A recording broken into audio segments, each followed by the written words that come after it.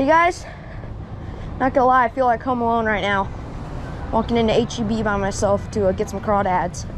Stock a pond. That's not good.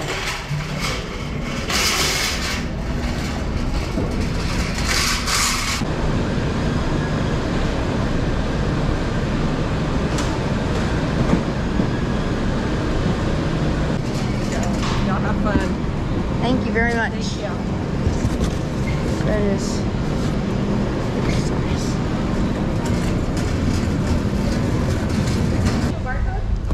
Yeah.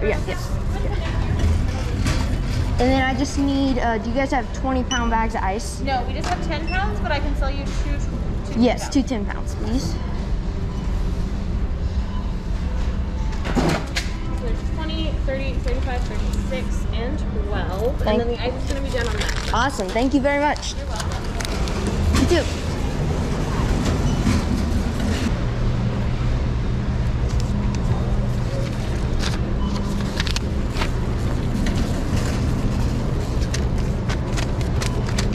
Are we a winner?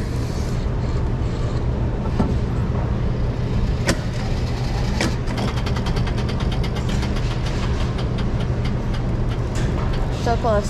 Somebody will get that point.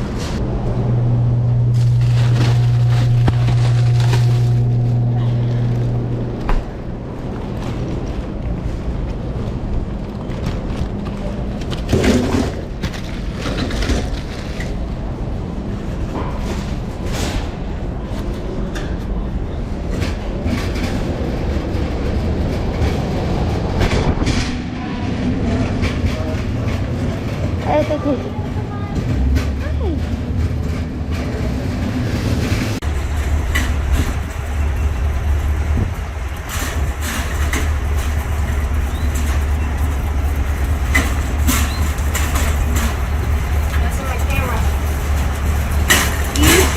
I've got the goods.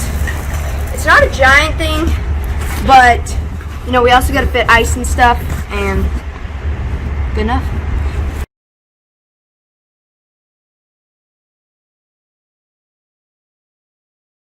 What is going on, fellow adventurers? Today we're going to be doing something that I've really wanted to do for quite a while now. We're out at my buddy's private lake. A big thanks and shout out to Doug and Bill for letting us come out here and fish, and what you're about to hear, stock their private lake. Today we're going to be stocking their bass pond with 30 pounds in crayfish, crawfish, mud bugs, whatever you want to call them. But they have a lot of cattails. You can see them all around here. The recent freeze killed some of them off, but there's plenty of shallow cattails for these crawfish to get up and breathe there. It's a great environment for them, and there's a lot of little bass in here, and we're going to be catching some, taking them out so that the bigger bass have more room to grow, and then hopefully soon they'll have food. Like I said, 30 pounds of crayfish, and it's close to the end of the season, so they are freaking monsters. Let's get stocking. I have a lot of pet crawfish at home in some ponds I haven't actually showed on my channel yet, and some aquariums and stuff, and I love these freaking dudes. And like I said, it's a 25-acre lake, tons of cattails, and it's clay lined, so it's real, like you can see all right here, it's real muddy underwater and soft. And crayfish, especially in Texas, can actually burrow in mud and not even really be in the body of water, so that's great for them. Look at that, they're all waking up. Look, be careful, this guy has one claw, I think. Oh no, he's got two. Look at that monster. He's a little dry, but we're about to put him in the water and he won't be dry anymore. Look at that monster. Here we go, first crawfish going in. We got a lot of these freaking dudes, but we'll kind of chill out there for a sec till he realizes what's going on. I'm going to pick out a few to show y'all, and then we better get dumping these. There are a lot of them, but see that guy? Jeez, there are some freaking giants. Look at that. They're all kind of slow right now because they're just kind of dry. We had them on some ice, but still, that doesn't keep them as moist as they'd like to be. Look at that. I mean, that thing will take your finger off if it needs to. That's insane. Now we're just going to walk over to these cattails. We saw a little water snake, so we got to be careful, but right here. Look at the claws on that machine. That thing just take, like, I mean, that's insane. Those are like razors. They don't look like it, trust me, but I've been fooled by my pet crayfish before. And what they do is they, instead of like swimming like a fish, they're kind of like shrimp. So they take this back thing and they fold it out. This is how they move. They fold it out and then they pop. And they pop and it shoots them backwards, propels them backwards. I'm gonna dump most of them out right here and then we'll start dumping them in. And if any get away, they're just gonna start going right into the, you see, some of them are dead, I think, but there's a lot of big catfish in here. So none of these guys are gonna go to waste. They're either gonna be bass food, grow up, have some crawdad babies, or be catfish food. There's also some freaking ginormous bluegill in here that I've caught in some of my videos out here before. I'll have those videos linked down in the description below. But there's some bluegill in here that could possibly be able to choke down one of these smaller ones, like that guy. There's some ginormous brim in here. That thing's beautiful. Look at those red and black claws. Okay, so we just hand fed out that whole first bag, and it took a lot longer than I thought. I had a couple close encounters with some big claws. Those are some of the biggest crayfish I've ever seen in my life. But we're heading over with the second bag. These ones look a slight bit more lively, and we're going to dump them in this little island in the cattails.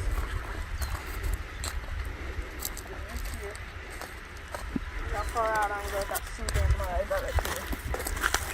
I'm just going to throw the bag out there. There you go. Dump it, and maybe we'll bring a couple to the other side.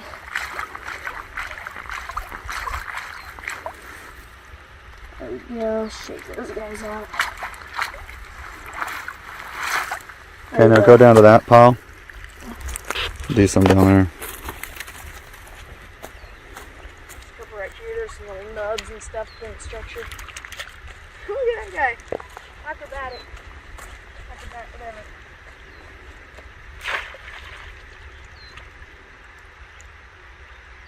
Here's my friend. Come on, buddy.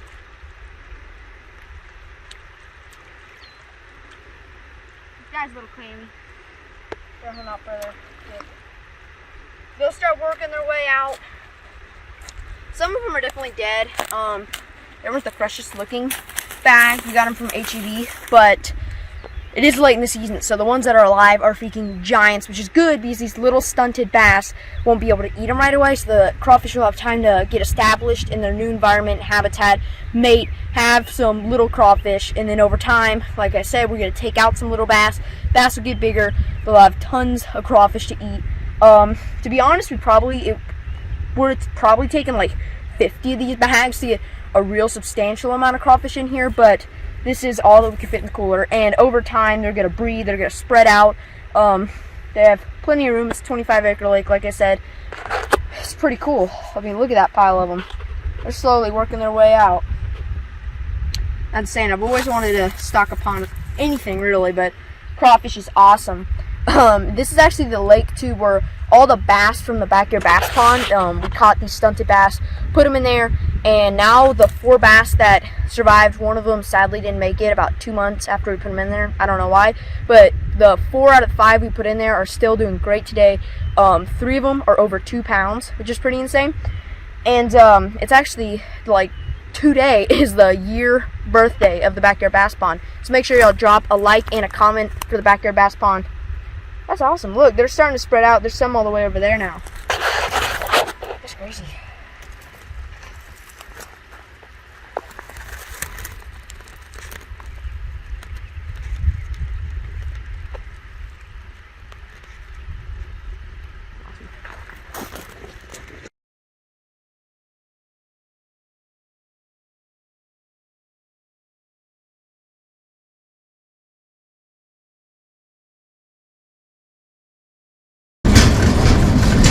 I feel like Kevin McAllister up in here. Got the milk, the eggs, and the batter softener.